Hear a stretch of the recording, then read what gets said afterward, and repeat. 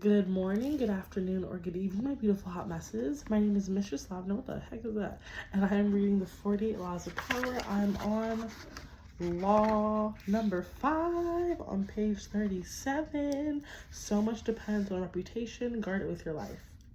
Before we begin, make sure to like, comment, and subscribe, and obviously turn your post notifications on. Let's start. Judgment. Reputation is the cornerstone of power. Through reputation alone, you can intimidate and win. Once it slips, however, you are vulnerable and will be attacked on all sides. Make your reputation unassailable. Always be alert to potential attacks and thwart them before they happen. Meanwhile, learn to destroy your enemies by opening holes in their reputations. Then stand aside and let the public opinion hang them. Observance of Law 1. During China's War of the Three Kingdoms, AD 207 through 265, the great general Chunko Lang, leading the forces of the Shu Kingdom, dispatched his vast army to a distant camp while he rested in a small town with a handful of soldiers. Suddenly, sentinels hurried in with the alarming news that an enemy force of over 150,000 troops under Sima Yi was approaching. With only 100 men to defend him, Chunko Ling's situation was hopeless. The enemy would finally capture this renowned leader. Without laminating his fate or wasting time trying to figure out how he had been caught, Ling ordered his troops to take down their flags, throw open the city gates, and hide. He himself then took a seat on the most visible part of the city's wall, wearing a tassel robe. He lit some incense, strummed his lute, and began to chant. Minutes later, he could see the vast enemy army approaching, an endless phalanx of soldiers. Pretending not to notice them, he continued to sing and play the lute. Even so, as the soldiers itched to enter the underground town through its open gates, Sima Yi hesitated, held them back, and studied Lang on the wall. Then he ordered an immediate and speedy retreat. Interpretation. Chunko Ling was commonly known as the Sleeping Dragon. His exploits in the world of the Three Kingdoms was legendary. Once a man claiming to be a disaffected enemy lieutenant came to his camp, offering help and information. Lang instantly recognized the situation as a setup.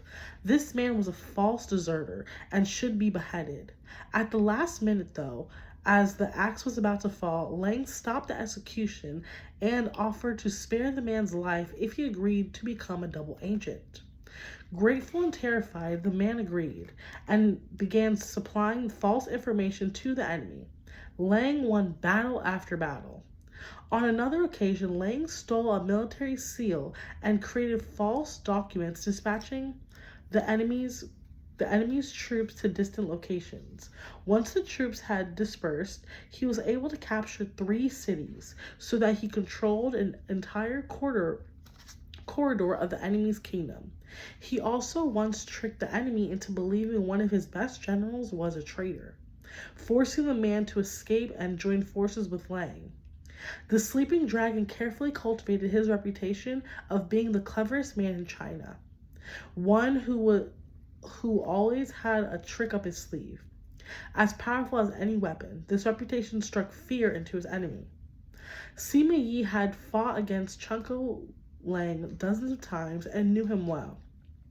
When he came upon the empty city with Lang praying on the wall, he was stunned. The tassel robes, the chanting, the incense, this had to be a game of intimidation. The man was obviously taunting him, daring him to walk into a trap. The game was so obvious that for one moment it crossed his mind that Lang actually was alone and desperate. But so great was his fear of Lang that he dared not risk finding out. Such is the power of reputation. It can put a vast army on the defense, even force them to retreat without a single arrow being fired. For as Circe says, even those who argue against fame still want the books they write against it to bear their name in the title and hope to become famous for despising it. Everything else is subject to barter. We will let our friends have our goods and our lives if need be.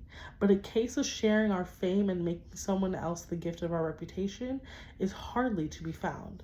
Montague, 1533 through 1592. Observation of law 2. In 1841, the young P.T. Barnum, trying to establish his reputation as America's premier showman, decided to purchase the American Museum in Manhattan and turn it into a collection of curiosities that would secure his fame. The problem was that he had no money.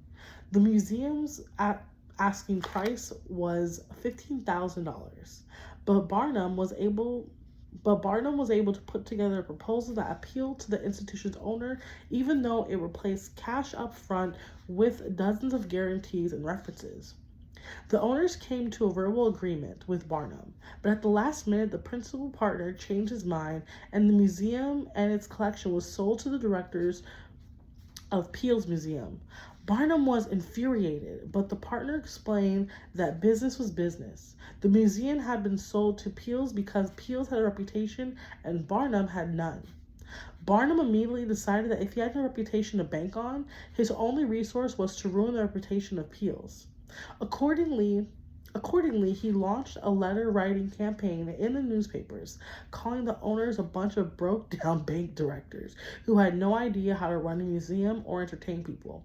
He warned the public against buying Peale's stock, since the business's purchase of another museum would invariably spread its resources thin. The campaign was effective. The stock plummeted, and with no more confidence in Peale's track record and reputation, the owners of the American Museum reneged on their deal and sold the entire thing to Barnum. It took years for Peale to recover, and they never forgot what Barnum had done. Mr. Peale himself decided to attack Barnum by building a reputation for highbrow entertainment, promoting his museum's programs as more scientific than those of his vulgar competitor.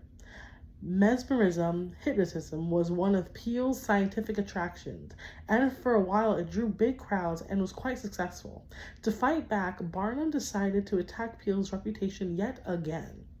Barnum organized a rival mesmeric performance in which he himself apparently put a little girl in a trance. Once she seemed to have fallen deeply under, he tried to hypnotize members of the audience, but no matter how hard he tried, none of the spectators fell under his spell, and many of them began to laugh. A frustrated Barnum finally announced that to prove the little girl's trance was real, he would cut off one of her fingers without her noticing. But as he sharpened the knife, the little girl's eyes popped open and she ran away. To the audience's delight, he repeated this and other parodies for several weeks. Soon, no one could take Peale's show seriously, and attendance went way down. Within a few weeks, the shows closed. Over the next years, Barnum's establishment and reputation for audiency and consumer showmen then lasted his whole life. Peale's reputation, on the other hand, never recovered. Well, I'm confused. Was it Barnum? Barnum organized a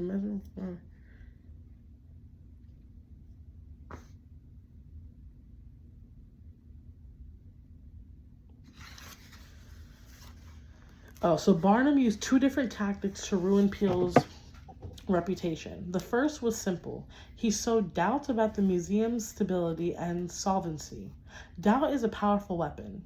Once you let it out of the bag with insidious rumors, your opponents are in a horrible dilemma. On the other hand, they can deny the rumors, even prove that you have slandered them, but a layer of deception will remain. Why are they defending themselves so desperately? Maybe the rumor has some truth to it. If, on the other hand, they take the high road and ignore you, the doubts unrefuted will be even stronger. If done correctly, the sowing of rumors can so infuriate and unsettle your rivals that in defending themselves they will make numerous mistakes. This is the perfect weapon for those who have no reputation of their own to work from. I'm gonna stop there because my mouth is dry. I need some water, but I'm gonna stop there. I'm on the second to last paragraph on page 40, starting at once, and I'm still obviously on law 5 of so much depends on reputation. Guard it with your life. Again, my name is Mistress Lavender. Thank you so much for enjoying this series with me. I hope you like it. And yeah, I'll see you next episode starting on page 40. I hope you have a great day. Drink some water, eat some food. And yeah, love yourself because I do. Bye. Oh, it's still on. See this? It's still on? Oh.